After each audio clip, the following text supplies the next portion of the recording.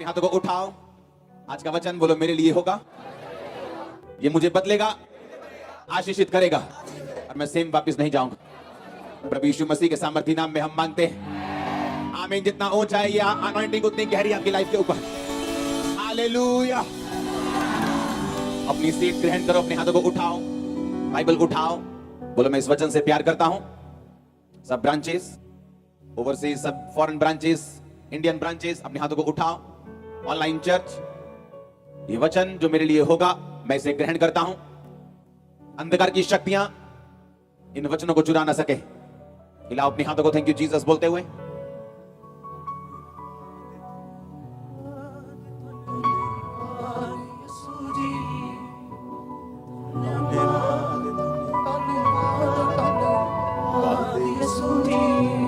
ये वचन मेरे लिए है, अंगीकार करो।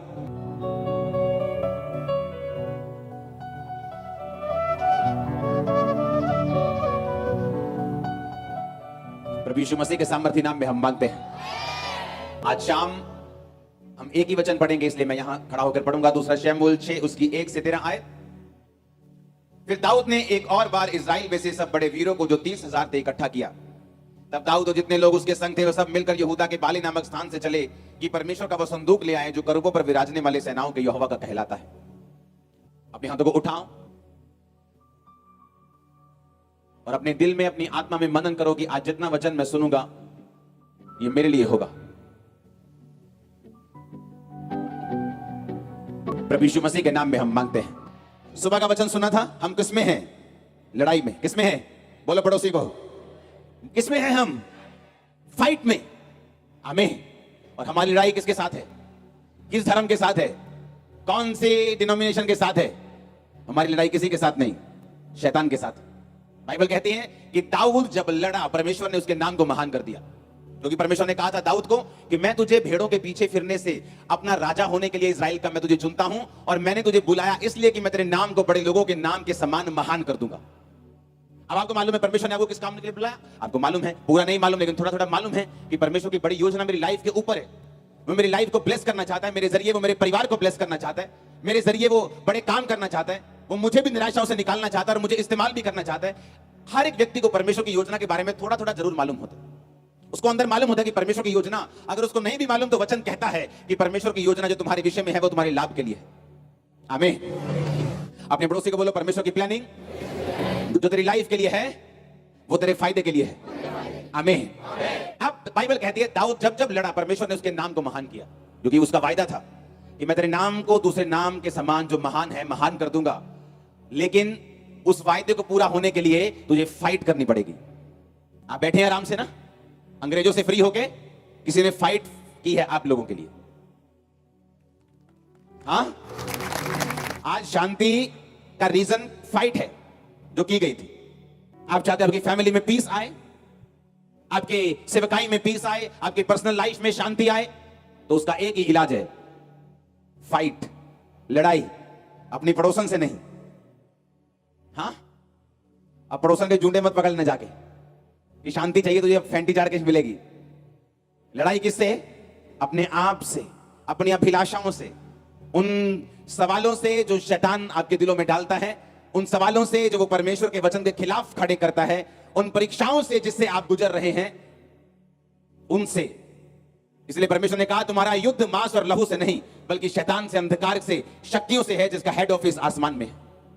अब ये तो हमें मालूम हो गया कि अगर पीस चाहिए, वो फैमिली का हो, वो फाइनेंस का हो, तो मुझे लड़ाई लड़नी है, क्योंकि परमेश्वर का कोई भी वायदा बिना लड़ाई लड़िए पूरा नहीं होगा। पुराने समय में जब लड़ाई इंसानों के साथ होती थी तो बाइबल कहती है वो लड़ते थे। परमेश्वर कहता था कि वो देश मैं तुम्हें देता हूं, जाओ लड़ो और जीतो। उनके झोली में ऐसे देश नहीं आता था, वो जाते थे, लड़ते थे और जीतते थे। और आज भी ऐसा ही है, परमेश्वर बदला नहीं, लेकिन आज लड़ाई हमारी देशों के साथ नहीं, इंसानों के साथ नहीं, किसी जाति के साथ नहीं, बल्कि शैतान के साथ है। और अगर हम चाहते हैं वही पीस, अगर हम चाहते हैं वही ब्लेसिंग, अगर हम चाहते हैं वही परमेश्वर की योजना, अगर हम चाहते हैं खुदावन का वो प्लान जो मेरी लाइफ में पूरा हो, तो मुझे लड़ना पड़ेगा। आमीन। मुझे फाइट करनी पड़ेगी, मुझे एक लड़ाका बनना पड़ेगा, एक फौजी बनना पड़ेगा और मुझे लड़ना पड़ेगा। इसलिए बोलता हूं क्रिश्चियनिटी बेचारों के लिए नहीं, जो अपने आप को बेचारा समझते हैं, ये उनके लिए नहीं। आप बेचारे हो सकते हैं रियल में, पर बाइबल कहती है जो बलहीन है वो बोले मैं वीर हूं। आप वीर हैं यीशु के नाम में, आप फलवंत हैं यीशु के नाम में। सारे कर्ज टूट चुके हैं यीशु मसीह के नाम में। हालेलुया, ऊंची आवाज में बोलो हालेलुया। इसलिए परमेश्वर ने आपको अपने पास बुलाया है, आमीन। इसलिए उसने आपको अपने पास बुलाया। लड़ाई का पहला असूल लिखो, अपने कॉपी अपना पेन निकालो। सुबह आपने सुना कि लड़ाई लड़नी है, उसी से ब्लेसिंग आएगी। लड़ाई नहीं होगी तो शांति नहीं होगी। पर लड़ाई शैतान के साथ है, परीक्षाओं के साथ है, पाप के साथ है, फियर के साथ है, डर के साथ है। जो परमेश्वर की योजना है, शैतान जो उसके खिलाफ चल रहा है, ये उसके साथ है। और ये बात तो समझ आ गई है कि बिना लड़ाई कोई भी आशीष, कोई भी शांति आपकी लाइफ में नहीं होगी। परमेश्वर की योजना आपकी लाइफ में पूरी नहीं होगी, क्योंकि परमेश्वर सिर्फ अपनी योजना को बताता है, आगे आपने चलना है, नहीं चलना, चलना आपकी मर्जी है, परमेश्वर आप पे छोड़ता है। तो ये अगर समझ आ गया कि मुझे लड़ाई लड़नी है, क्योंकि उसी के बाद मैं ब्लेस होऊंगा, तो बच तेरा घराना बचाया जाएगा। लिखा कि नहीं लिखा? जब आप खुद बचते हैं तो क्या ये एक लड़ाई है कि नहीं? है कि नहीं? जब मैं बचा तो एक फाइट थी। किसकी सुनूं? रिश्तेदारों की सुनूं, माँ बाप की सुनूं, अपने शरीर की सुनूं, दिमाग की सुनूं, या वचन की सुनूं? मैंने फाइट को लड़ा, आज मेरा घराना बचाया जा चुका। तू बच रहा घराना, ये उसका वायदा है। धर्मी का वंश बचाया जाएगा, लेकिन धर्मी पीछे हट जाएगा तो उसका वंश बचाया नहीं जाएगा। अब धर्मी को फाइट करनी पड़ेगी उस वचन के लिए जो बाइबल में उसके लिए लिखा है। आमीन। एक औरत जिसके संतान नहीं, अगर उसको वचन नहीं मालूम कि वचन में लिखा है कि धर्मी का वंश बचाया जाएगा, धर्मी का वंश पृथ्वी के ऊपर पराक्रमी होगा, अगर उसे वचन समझ आ जाए, वो घुटनों पे बैठ जाए और रोज परमेश्वर से मुकदमा लड़े कि परमेश्वर तेरे वचन में लिखा है कि धर्मी का वंश बचाया जाएगा, धर्मी का वंश पराक्रमी होगा, मेरा वंश कहां है? आपके हाथ में होगा वंश। लेकिन आपने लड़ाई नहीं लड़ी, ना तो शैतान से लड़ी, ना तो शरीर से लड़ी, ना अभिलाषाओं से लड़ी, ना प्रार्थना में लड़ी। बाइबल कहती है याकूब प्रार्थना में प्रभु से लड़ा और प्रभु से जीत गया। हम प्रभु से इमोशनल होके नहीं लड़ सकते। पहला रूल लड़ाई का, तुम इमोशनल होके नहीं लड़ सकते। लिखो, क्या है ये पहला? बाइबल कहती है अगर तुम रूल के मुताबिक ना लड़ो तो तुम जीतोगे नहीं। WWE देखिए, उसके रूल अलग है। आप सिर पर रॉड नहीं मार सकते, दाएं जो वहीं लगाने हैं बस। मुक्का भी सीधा नहीं मारते, मालूम? UFC में एक मुक्का पड़ता है, आंख लाल हो जाती है। WWE में 10 मुक्के भी पड़े, मुंह ऐसे कैसे जैसे फेशियल करा के गए होते हैं, कोई फर्क नहीं पड़ता, क्योंकि रूल है कि मुक्का ऐसे मारना है, लगे ना ताकि फेस पे। UFC में मुक्का बजता तो पूरा आंख लाल हो जाता है। हर लड़ाई का रूल क्या है? अलग अलग है। और बाइबल कहती है कि यदि तुम रूल के अनुसार नहीं लड़ोगे तो जीतोगे नहीं। आमीन। अब यह मालूम हो गया कि लड़ना जरूरी है। मुझे शरीर के साथ लड़ना है, क्योंकि जिस समय मैं प्रार्थना करने लगूंगा मुझे फेसबुक याद आएगा। हाँ, उसने क्या कमेंट किया होगा, यार देखो तो सही लाइक कितने बजे। ये एक फाइट है कि अब मैं फेसबुक पे जाऊंगा या मैं प्रार्थना की ओर जाऊंगा। चलो कल रोजा रखते हैं। जैसे ही कल सुबह रोजा रखा, मम्मी ने 3-4 फेवरेट डिशेस बना के सामने रख देनी। अब ये फाइट है कि आज रखना है कि कल। सामने पड़ोसन खड़ी है, गुस्सा तो बहुत चढ़ रहा है कि मुंह पे मुक्का मारे, पर अपने आप को कंट्रोल किया। ये क्या है? एक फाइट है। शरीर पर काबू करना, ब्लू फिल्म को ना देखना, क्या है? एक फाइट है। निराशा में भी परमेश्वर के साथ खड़े रहना, कहीं भूल भुले के पार्टी में चले भी गए तो दारू को हाथ ना लगाना, क्या है? एक फाइट है। तुम अपनी फाइट करो, परमेश्वर तुम्हारे साथ खड़ा होगा। आमीन। ये फाइट है। पहला रूल फाइट का, तुम इमोशनल होकर फाइट नहीं लड़ सकते। तुम्हें रूल्स के साथ लड़ना होगा, तुम्हें रूल्स के साथ लड़ना होगा। आमीन। दूसरा शमूएल 6 उसकी 1 से 13 आयत। मैं 2 पढ़ चुका हूं, 3 पढ़ूंगा। फिर उन्होंने परमेश्वर का संदूक एक नई गाड़ी पर चढ़ाकर टीले पे रहने वाले अबीनादाब के घर से निकाला, और अबीनादाब के उज्जा और अहो नामक 2 पुत्र उस नई गाड़ी को हांकने लगे। उन्होंने उसको परमेश्वर के संदूक समेत टीले पर रहने वाले अबीनादाब के घर से बाहर निकाला, और अहिया संदूक के आगे आगे चला। सब बोलो आमीन। दाऊद और इजराइल का समस्त घराना यहोवा के आगे सनोवर की लकड़ी के बने हुए सब प्रकार के बाजे, वीणा, सरंगियां, डफ, डमरू और झांझ बजाते रहे। जब वो नाकाने के खलिहान तक आए, तब उज्जा ने अपना हाथ परमेश्वर के संदूक की ओर बढ़ाकर उसे थामा, क्योंकि बैलों ने ठोकर खाई। ऐसे बैल लेके जा रहे थे आराम से, बैलों ने ठोकर खाई, कुछ पत्थर वत्थर लग गया, गाड़ी हिल गई और परमेश्वर का संदूक गिरने लगा। तो जो 2 बेटे अबीनादाब के संभाले हुए थे, एक ने ऐसे हाथ किया और परमेश्वर का वाचा का संदूक गिरने से बचाया और उसको वापस ऊपर रखा। लेकिन उसका अंजाम क्या है देखो। तब यहोवा का कोप उज्जा पर भड़का, और परमेश्वर ने उसके दोष के कारण उसको ऐसा मारा कि वो परमेश्वर के संदूक के पास मर गया। अब आप बोलोगे उसने तो परमेश्वर की मदद की कि परमेश्वर का संदूक धरती पर ना गिर जाए, उसने अपना हाथ बढ़ाकर उसे क्या किया? थाम लिया। लेकिन परमेश्वर ने उसको मारा और लिखा वो वहीं मर गया। दाऊद देखकर डर गया कहता है इसे तो अच्छा काम किया, पर मर कैसे गया? बाइबल कहती है दाऊद ने वो वाचा का संदूक वहीं छोड़ दिया, अपने घर नहीं वहां नहीं लेके गया। और जानते उसने कहां छोड़ा उसको? इसलिए दाऊद ने यहोवा के संदूक को 10 आयत में अपने यहां दाऊदपुर में पहुंचाना ना चाहा, परंतु गतवासी ओबेदेदोम के यहां पहुंचाया। दाऊद डर गया, इतना डर गया, कहता मैं वाचा का संदूक नहीं लेके जाऊंगा, इसे यहीं कहीं छोड़ दो। तो उसने कहा, उसने ओबेदेदोम के घर में उसे पहुंचा दिया। यहोवा का संदूक उसके घर में 3 महीने रहा, और बाइबल कहती है यहोवा ने ओबेदेदोम और उसके समस्त घराने को आशीष दे दी। जब उनको आशीष मिल गई तो दाऊद को पता चला कि भाई जहां तो संदूक रख के आया है उनको तो आशीष मिल रही, वो जिस खेत पर हाथ लगा रहे हैं 10 गुना फसल आ रही, उनकी भेड़ बकरियां 10 गुना ज्यादा बढ़ रही, उनके पास कोई बीमारी नहीं जा रही, उनके घर में बरकत आनी शुरू हो गई, अच्छे अच्छे प्रॉपर्टी के सौदे हो गए, उनके लोग सस्ते दाम में उनको बेच के चले गए। अरे उनको बहुत आशीष मिली। दाऊद कहता है आशीष मिली, चलो लेके आता हूं वापिस संदूक। फिर दाऊद ने गलती ढूंढी कि गलती कहां हुई। फिर दाऊद को बताया गया कि गलती यह थी कि ये रूल है कि जब परमेश्वर के वचन का जो संदूक है उसे निकालोगे तो कोई भी गाड़ी पर रखकर उसे नहीं लाओगे, याजक उठाकर उसको लेके आएंगे और कोई बंदा उसे टच नहीं करेगा। पर दाऊद क्या हुआ? इमोशनल हो गया कि नहीं, परमेश्वर का संदूक है, फ्रेश गाड़ी लेके जाएंगे। आज के जमाने में बोलो नहीं नहीं, परमेश्वर का संदूक रॉयल्स रॉयल्स में लेके आएंगे, मर्सिडीज में लेके आएंगे, फेरारी में लेके आएंगे, लैम्बोर्गिनी में लेके आएंगे, बेस्ट गाड़ी में परमेश्वर का संदूक लेके आएंगे। लेकिन परमेश्वर ने क्या कहा? तुम मेरा संदूक याजकों से उठवाना और कोई बंदा उनको हाथ ना लगाए, नहीं तो वो मर जाएगा। पहले से बताया गया था। इसलिए इमोशनल लोग जो हैं कई बार परमेश्वर की सेवा नहीं कर पाते। यीशु मसीह जब 12 साल के थे तो जब पर्व हुआ तो यरूशलेम में सब गए, उनके माता पिता सब रिश्तेदार गए, और जब पर्व वापस हुआ सब वापस निकल गए। बड़े बड़े परिवार 100-100, 200, 300 लोगों के होते थे। माता पिता ने सोचा यीशु मसीह बीच में ही है। जब आगे निकल के तो ढूंढा यीशु कहां है, यीशु कहां है, बंद चला तो है ही नहीं। वापस गए यरूशलेम, 3 दिन ढूंढते रहे यीशु मसीह को। 3 दिन के बाद यीशु मसीह जब परमेश्वर के भवन में मिले तो वो शास्त्रियों के साथ, बड़े बड़े विद्वानों के साथ वो क्वेश्चन आंसर कर रहे थे। तो माता पिता ने कहा ए यीशु, तू नहीं जानता हम कुड़ते हुए तुझे ढूंढते, हम कुड़ चुके, हम हाँ समझ रहे हैं आपके नहीं? तो यीशु मसीह इमोशनल नहीं हुए। ओ मम्मी, यीशु मसीह ने कहा क्या तुम नहीं जानते कि मुझे अपने पिता के घर में होना जरूरी है? यीशु मसीह वचन सुना रहे हैं, वचन सुनाते सुनाते भागते भागते लोग आए। यीशु मसीह तेरे मम्मी आए बाहर, तेरे भाई आए बाहर। यीशु मसीह ने कहा मेरे माँ बाप भी यही हैं जो मेरे वचन को सुनते और मानते हैं।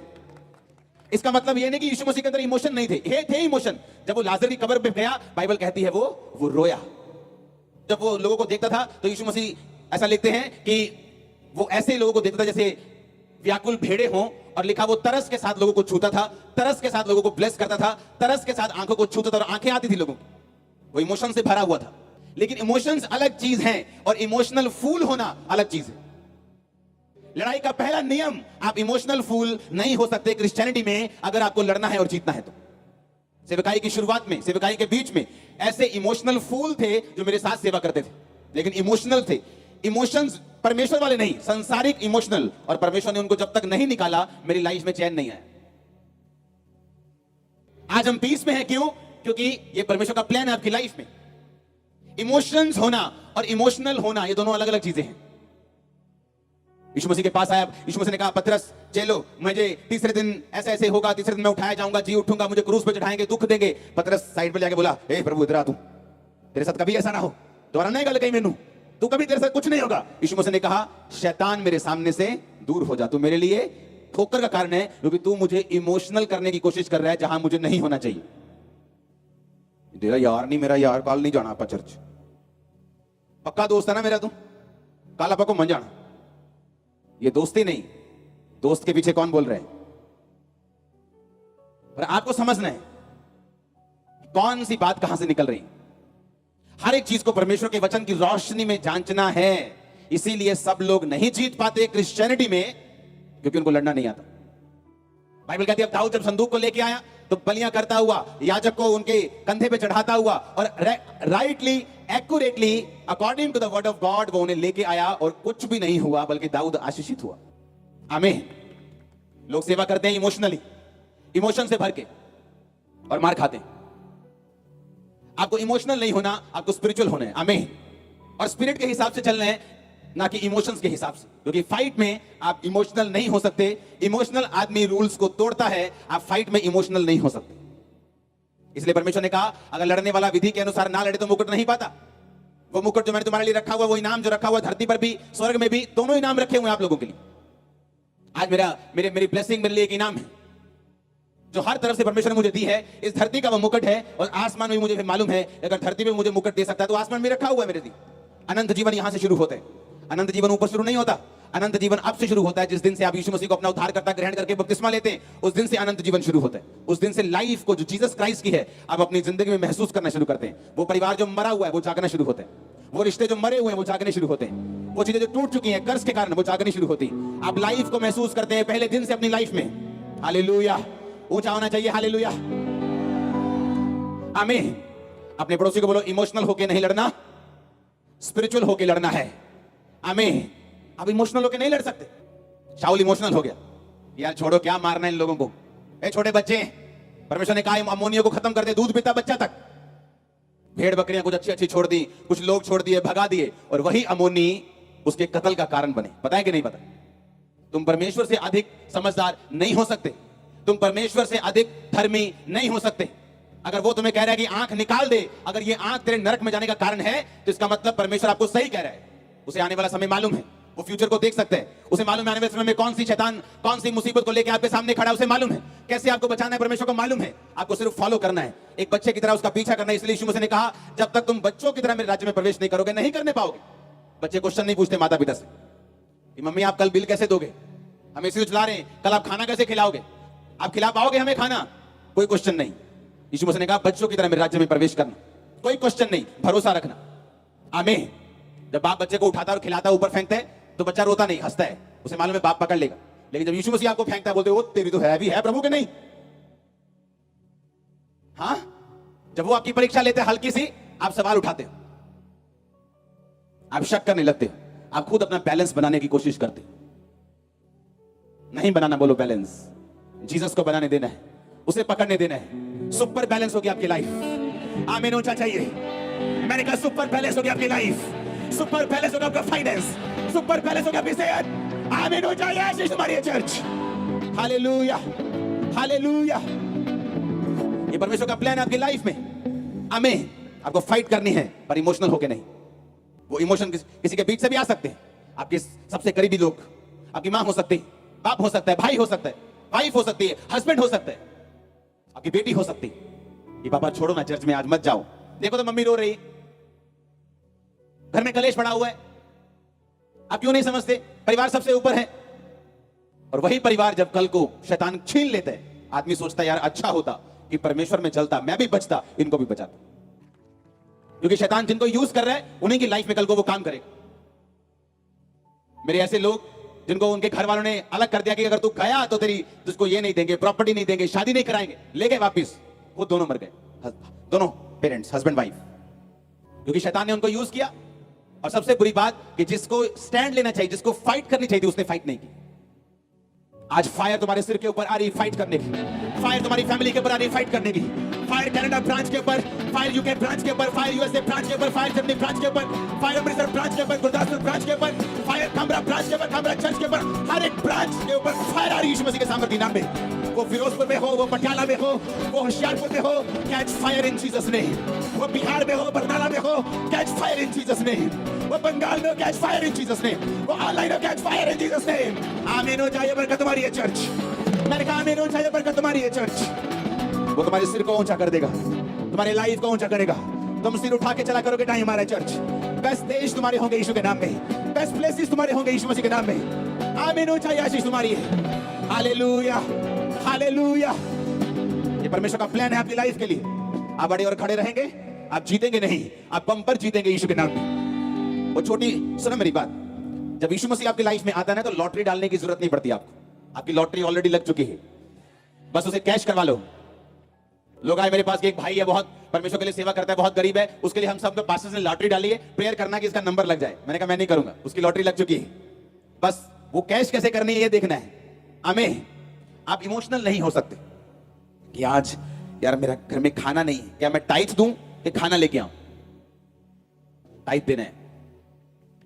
पता है क्यों? वो एक टाइम का खाना तुम्हें बचा नहीं सकता, पर जब परमेश्वर के सामने तुम्हारी वफादारी साबित होती, वो हेवन ओपन करता तुम्हारे लिए।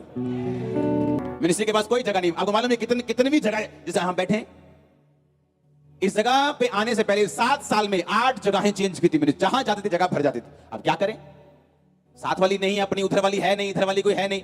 जहां जाना साल में जगह फुल, 9 महीने फुल, साल फुल, 9 महीने फुल। अच्छा अब क्या करें, जगह के लिए पैसा चाहिए। अच्छा ठीक है, लोग पैसा तो दे रहे हैं, इकट्ठा करते जाओ, कभी जगह नहीं ले पाते। लोग देते रहे, हम बोते रहे, देते रहे बोते रहे, देते रहे बोते रहे। इवेंजलिज्म ये वो, लोगों के घर बनते हैं आज भी, आपको मालूम नहीं, इंटरनेट पे नहीं डालते हम। आप देते रहे, वो बोते रहे। परमेश्वर ने जगह दी। आज आप यहां भी अपने में बैठे हो, उधर भी अपने में बैठे हो, उधर भी अपने में बैठे हो, पार्किंग भी अपने में बैठे हो। ये परमेश्वर का प्लान है कि आप इमोशनल होके चलेंगे कि आप स्पिरिचुअल होके चलेंगे। आप इमोशंस का पीछा करेंगे कि आप स्पिरिट का पीछा करेंगे। आप वो देखेंगे जो बाइबल कहती है, या वो देखेंगे जो माहौल, जो सर्कमस्टेंसेस, जो आज की कंडीशन कहती है, कि उसको फॉलो करेंगे। फिर तो आप नॉर्मल लोगों की तरह हैं। वो भी अपनी नॉर्मल कंडीशंस को देखते हैं कि अच्छा है, आज पैसा है तो बोते हैं, नहीं है तो रखते हैं, अच्छा लग रहा है तो प्रार्थना करते हैं, बुरा लग रहा है तो दारू पीते हैं। ऐसा नहीं होगा, ये फाइट नहीं। ये तो माहौल के हिसाब से वो थाली का बैंगन है, जिधर थाली भारी उधर उधर घुस गए। वो लोग होते हैं ना जिधर देखते हैं कि पासा भारा है, उधर के हो जाते हैं। जो 4 बंदे इधर खड़े, नहीं नहीं भाजी सही गल है ताड़ी। जो 5 इधर आ गए, नहीं नहीं इन्ना ठीक है भाजी, ताड़ी गल ज्यादा वधिया। पता कि ये 5 हो गए, इधर से मार पड़ेगी, इधर इधर हो जाओ। ऐसा नहीं होना है। अकेले खड़े रहो, तुम भीड़ होंगे। मैं सच कह रहा हूं, अकेले खड़े रहो। तुम्हारे रिश्तेदार, तुम्हारे लोग, तुम्हारा परिवार बाइबल के वर्ड के मुताबिक, यहोवा के वचन के मुताबिक उनको तुम्हारे पीछे आना पड़ेगा। बाइबल कहती है आना पड़ेगा। कंडीशन नहीं है, कोई भी, कोई रास्ता नहीं है। अगर आप खड़े रहे, उनको आना पड़ेगा। कोई रास्ता नहीं, कोई तू मैं, कोई कंडीशन नहीं। अगर ऐसा हुआ तो ऐसा होगा, कोई कंडीशन नहीं। तू बच, तेरा घराना बचाया जाएगा। That's it. आज ना तो लोग शैतान से लड़ते, ना तो लोग अपनी अभिलाषाओं से लड़ते। हम तब तक पवित्रताई में हैं जब तक किसी सुंदर लड़के ने प्रपोज नहीं मारा। जिस दिन प्रपोज आ गया, पवित्रताई खत्म। ना तो शैतान से लड़े, ना शरीर से लड़े, और ना परमेश्वर से लड़े। एक है प्रभु से लड़ना कि जाओ मेरी कमेटी ना निकली जाती कि मैं नहीं आना चर्च। एक है मूर्खता से लड़ना, और एक है कि प्रभु तेरे वचन में लिखा है धर्मी का वंश बचाया जाए। रोज सुबह, रोज दोपहर, रोज शाम, रोज रात परमेश्वर को सिर दर्द कर दो। समझ रहे हैं आप? परमेश्वर ने कहा, जब एक व्यक्ति का सिर दर्द हुआ कि ये विधवा रोज आती है मुझे सताने, कि मैं ना तो प्रभु से डरता हूं, ना किसी की परवाह करता हूं, ये मेरे नाक में दम कर दे। यीशु मसीह ने कहा, देखो एक इंसान क्या सोचता है, अगर तुम मेरे नाक में दम करो, हालेलुया, तो मैं तुम्हारा न्याय क्यों ना चुकाऊंगा? पर तुम प्रभु से भी नहीं लड़े, तुम शैतान से भी नहीं लड़े, तुम शरीर से भी नहीं लड़े। याकूब लड़ा, बाइबल कहती परमेश्वर से लड़ा।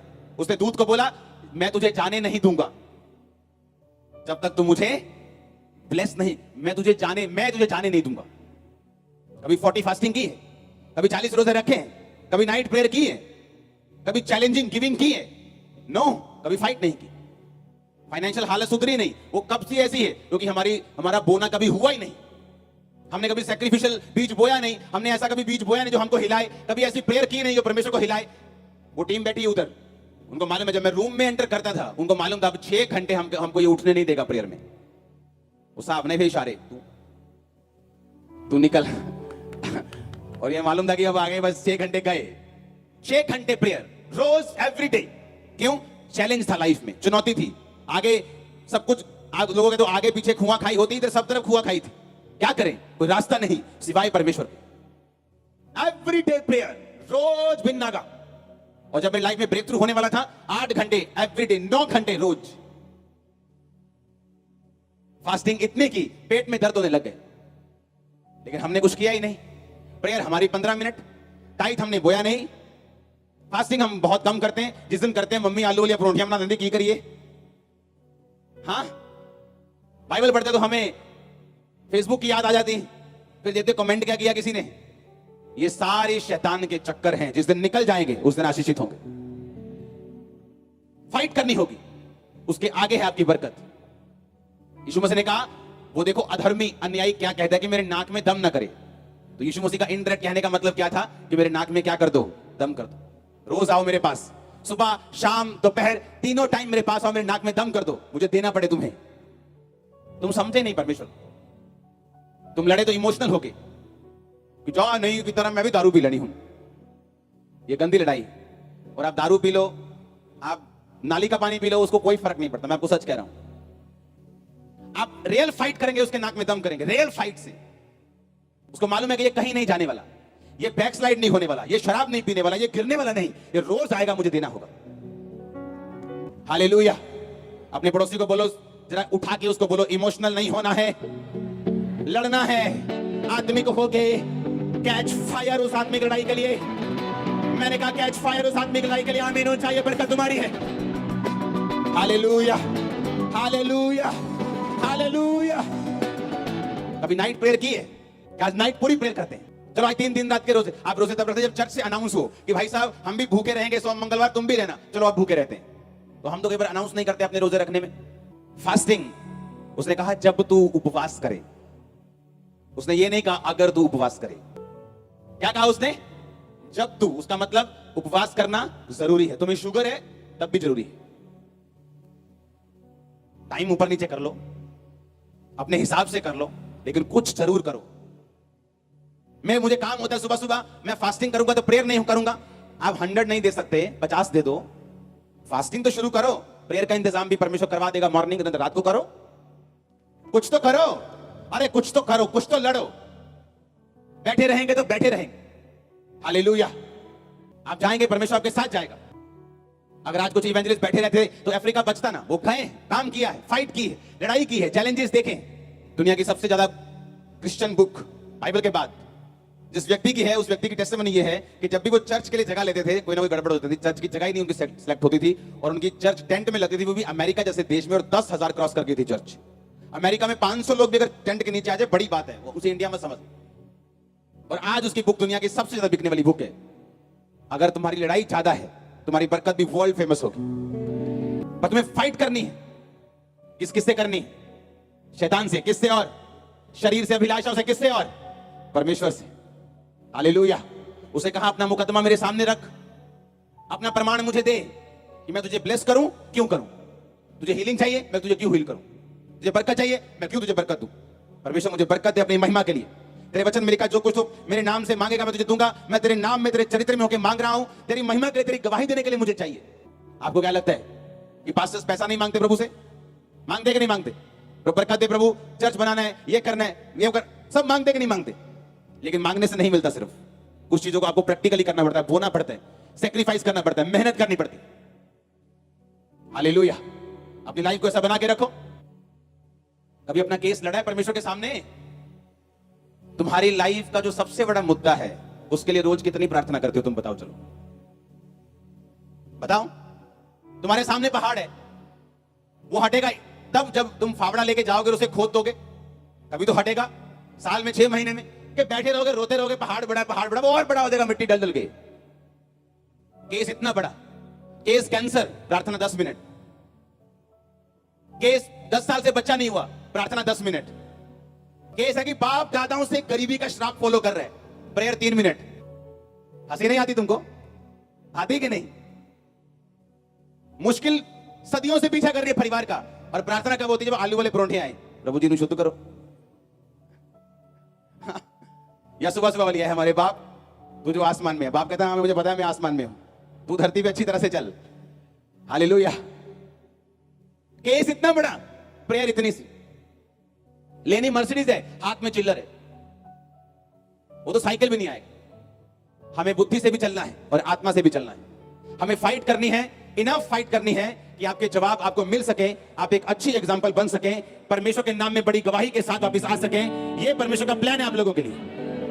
इसलिए मैंने कहा कितनी फाइट है आपकी परमेश्वर के सामने। कब गए आप लास्ट टाइम? कब आपने सीरियसली प्रार्थना की कि परमेश्वर तेरे वचन में लिखा है, ये लिखा है, ये लिखा है, ये लिखा है, ये लिखा है। मेरी फर्स्ट बाइबल, अगर आप उस बाइबल को खोलेंगे तो पन्ने काले हो चुके हैं। पता है क्यों? जब कोई वचन मुझे छूता था, मुझे लगता था कि इम्पॉसिबल है, ये वचन कभी पूरा नहीं हो सकता मेरी लाइफ में। पर वचन कहता है, वचन परमेश्वर कहता है कि पूरा होगा। मुझे रोना आता था और मेरे सिर पे अनॉइंटिंग ऑयल लगा होता था, और बाइबल पे ऐसे सिर रख के मैं घंटों रोता था, इसलिए वो बाइबल के वो पन्ने काले हो गए थे, उस पे ऑयल लग लग के। आज जिन काले पन्नों को आप मेरी बाइबल में देखेंगे वो सारे पूरे हो चुके हैं। पर फाइट थी, लड़ाई थी कि ऐसा हो सकता है। परमेश्वर कहता है, मुझे नहीं मालूम कैसे होगा, परमेश्वर कर सकता है। हालेलुया। वो 1 साल नहीं चली, 2 साल नहीं चली, 10 साल चली, 15 साल, 12 साल चली। अपने पड़ोसी को बोलो, बोलो लड़ो। अपने पड़ोसी को बोलो, बोलो जीतो। Hallelujah, hallelujah. जैसे तुम प्रोग्राम बनाते हो ना घूमने का हिमाचल में, हाँ, ऐसे प्रोग्राम बनाओ तो प्रार्थना करने का। चलो 2 दिन प्रेयर करके आते हैं, चलो 1 दिन प्रार्थना करके आते हैं। वो कल्चर खत्म हो गया प्रेयर का। प्रेयर मतलब घर में गए, आधा घंटा इधर उधर की बातें की, हो गई प्रेयर। अरे 15-20 मिनट, आधा घंटा तो फोन, काम, टीवी दिमाग से नहीं निकलता। आज सारा दिन क्या किया, किसने क्या बोला, आधा घंटा तो दिमाग से नहीं निकलता। मैं सच कह रहा हूं कि नहीं? उसके बाद तो इंजन गर्म होता है, उसके बाद तो प्रार्थना शुरू होती, तब तुम्हारा आमीन हो जाता है और तुम कहते हो परमेश्वर मेरा केस हल कर। तुम लड़े नहीं, इसलिए परमेश्वर मुझे बाइबल स्टडी देने के लिए बोला आपको। फाइट करनी है, फाइट के रूल मैं आपको सिखाऊंगा। आप लड़ेंगे और जीतेंगे, आप लड़ेंगे और जीतेंगे। आपको जो चाहिए आपके दिमाग में रखने से आपको नहीं मिलेगा, उसे शब्दों पर ले आके मॉर्निंग, नून में, आफ्टरनून में और शाम में, रात में आपको प्रभु को बोलना पड़ेगा। हाँ, बोलेंगे तभी जब पवित्रताई में होंगे, और ये बोलने के चक्कर में हम पवित्रताई में रहेंगे। और जब बोलने के चक्कर में पवित्रताई में रहेंगे, जब 3-3 बार प्रभु को एक बात बताते जाएंगे, कहता मेरे नाक में क्या करो, उसने आप कहा, हमने थोड़ी कहा है। उसने कहा, वो कहती कि विधवा को सुन के वो बोलता है पापी बंदा की मेरे नाक में दम। परमेश्वर कहता सोचो ये क्या बोल रहे, मैं अपने चुने हुओं का न्याय क्यों नहीं चुकाऊंगा, पर जो दिन और रात मेरे नाम की दुहाई देते। कंडीशन है, पर हम तो दिन रात को दुहाई देते नहीं। हमारी दुहाई तो वीरवार और संडे को होती है, कि नहीं होती? कि वीरवार दुहाई देने जाना है और फिर संडे दुहाई देने जाना है, और कभी कभी भी संडे शाम को भी देने जाना है। ये आए तो हुए ही हैं, चलो फिर शाम को भी दुहाई देते चलते हैं। उसके बाद सोमवार, मंगलवार, बुधवार कुछ नहीं। उसने कहा तू लड़ेगा मैं तेरे नाम को ग्रेट कर दूंगा, तू फाइट करेगा मैं तेरे नाम को महान कर दूंगा, तू फाइट करेगा, जो तुझे चाहिए मैं तुझे दूंगा, जो मेरा वायदा तेरी लाइफ में पूरा होगा, मेरी योजना तेरे बच्चों की लाइफ में, तेरे फाइनेंशियल लाइफ में पूरी होगी, वो तेरी फिजिकल लाइफ में, स्पिरिचुअल लाइफ में पूरी होगी, वो तेरी मिनिस्ट्री में पूरी होगी। आमीन। ऊंचा ये बरकत तुम्हारी है चर्च। Hallelujah, hallelujah. शैतान के साथ कोई कॉम्प्रोमाइज नहीं करना, किसी भी तरह का कोई कॉम्प्रोमाइज नहीं करना, किसी भी तरह का कोई भी पाप का, किसी भी एंगल का, किसी भी सेकंड का, किसी भी इंच का कोई कॉम्प्रोमाइज नहीं। उसको जूती दिखा के ही रखनी, उसको भगा के ही रखना है, उसकी बात को काट के रखना है, कोई कॉम्प्रोमाइज नहीं। वो फायर आपके अंदर आ चुकी है आज। मैंने कहा वो फायर आपके अंदर आ चुकी है आज।